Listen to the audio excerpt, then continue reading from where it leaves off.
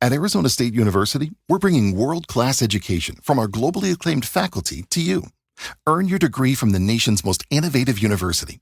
Online. That's a degree better. Learn more at asuonline.asu.edu. Okay, so you're here for the deep dive because you really want to understand, what's up in men's NCAA basketball right now. That's right. And that's what we're going to do today. Exactly. We've got a really, really cool perspective using, what fans like you have been searching for online. Yeah. It gives us like a real-time look into what's going on in the sport. Exactly. And we've got a pretty broad set of information to dig through here. Yeah. And, it's clear right away what's got everyone's attention. Yeah. We're seeing tons of interest in a potential Florida-Houston matchup. Oh, wow. A lot of questions about who won March Madness recently, 2025, and even going back to 2024. Okay. And, of course, everyone wants to know about the NCAA championship game. Sure. When it is, where it is, how to watch it, all of that. Oh, of course.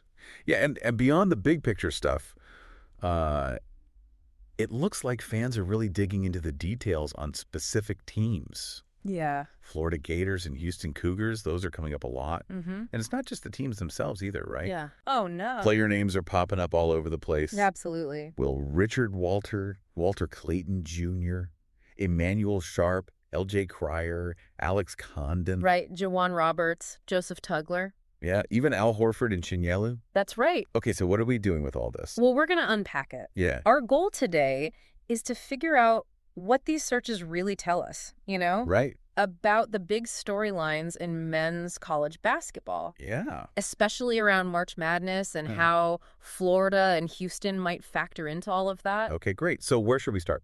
Well, one thing that really jumps out at me is just the sheer amount of interest in a potential Florida versus Houston matchup. Like, people are searching for these two teams together in every way you can imagine. Oh, why? It's not just waiting for the schedule to come out. They're already thinking about this game. Wow. And probably speculating on how it might play out. Interesting.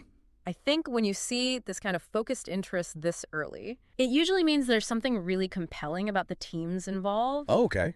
Some kind of narrative that's already taking shape. It's like everyone's filling out their brackets in their heads already. Exactly. Oh, wow. And it's not just about who might play either. Right. We're seeing tons of searches for things like who won March Madness 2025? Why? Who won March Madness? Who won the NCAA basketball championship in 2025? And a lot of people looking back at 2024, too. So looking back and looking forward. Exactly. And I think that shows us that understanding, the recent history of the tournament, it's really important for fans. Right. It's about context. It's about knowing who the teams to beat are. Yeah. And I think it's interesting to think about why so many people are searching for past winners.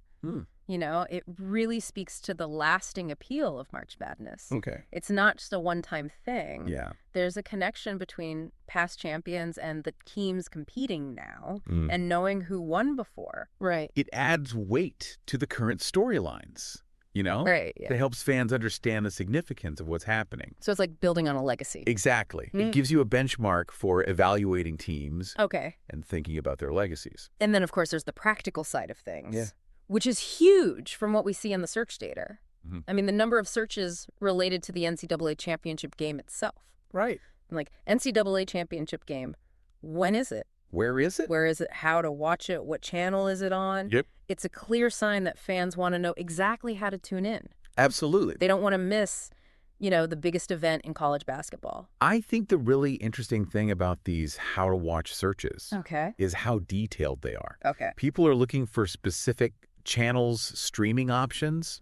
It really shows how important it is for fans to have all the information right away. Right. It reflects how we watch things now. Yeah.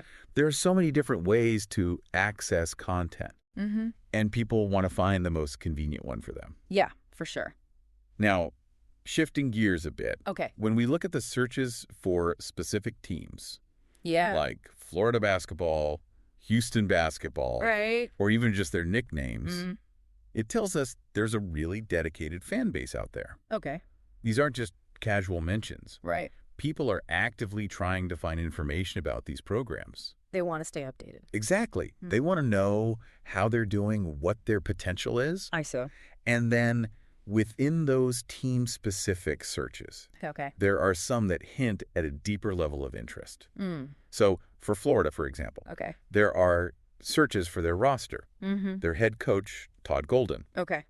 Even a question about a potential women's basketball matchup with Houston. Oh, wow. It all points to fans who are really engaged. Yeah, they're not just skimming the surface. Exactly. They want to know about the people involved, the broader context of the program. And we're seeing a similar pattern with Houston, right? Absolutely. Yeah. Searches for their roster, their coach, Kelvin Sampson. Right, the women's team matchup. Yeah, it seems like fans really want to get the whole picture.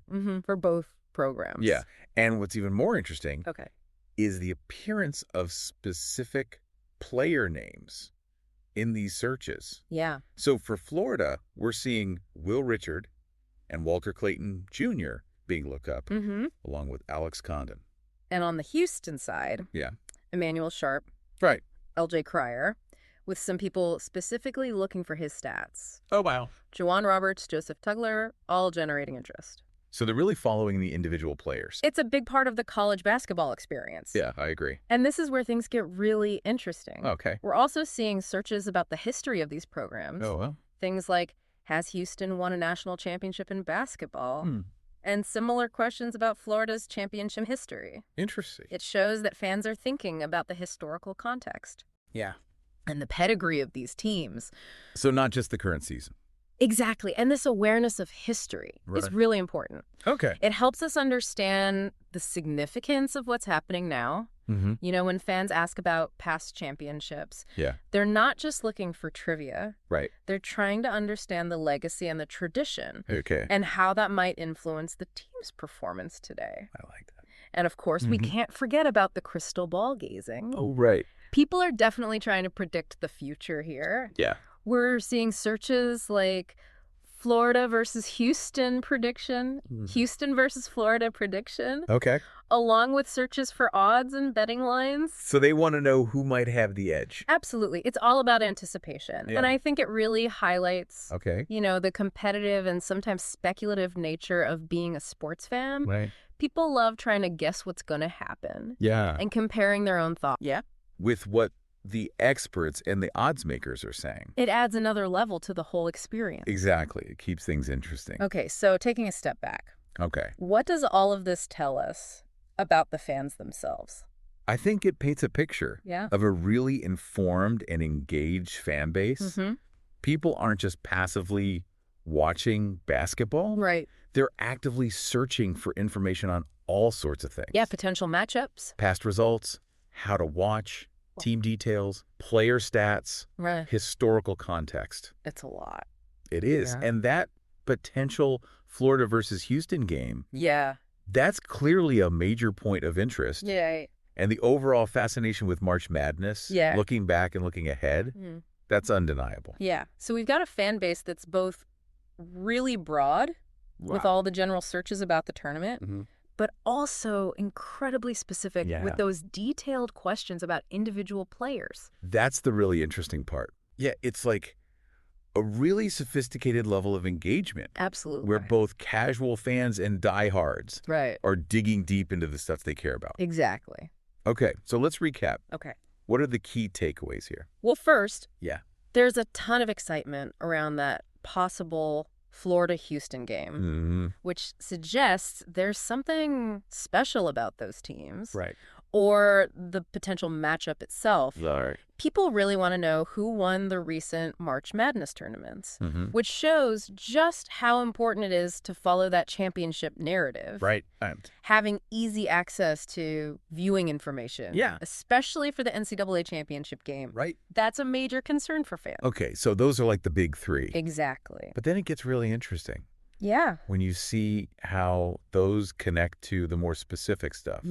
Like the general interest in March Madness goes hand in hand with those searches about Florida and Houston and even individual players. Like Will Richard, Walter Clayton Jr., Emmanuel Sharp, LJ Cryer, Alex Condon, all of them. It's a really multifaceted way of engaging with the sport. Right. And when you consider just how many searches there are and how much variety we're seeing, it makes you wonder. It does. Like, what does this tell us about how fans today are experiencing college basketball and interacting with big events like March Madness. Is it all about that instant need for information? Yeah. And the desire to not just follow, but to actually predict the stories of these teams and players. Yeah, like we're not just watching anymore. Exactly. We're trying to figure out what's going to happen next. It's a whole new level of engagement. It definitely gives you something to think about. That's for sure. Thanks for joining us for the deep dive. Thanks for having me.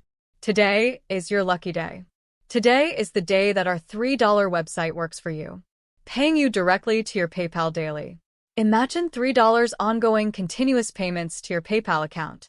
Imagine falling asleep and waking up to $300 in your PayPal account. How would this make you feel?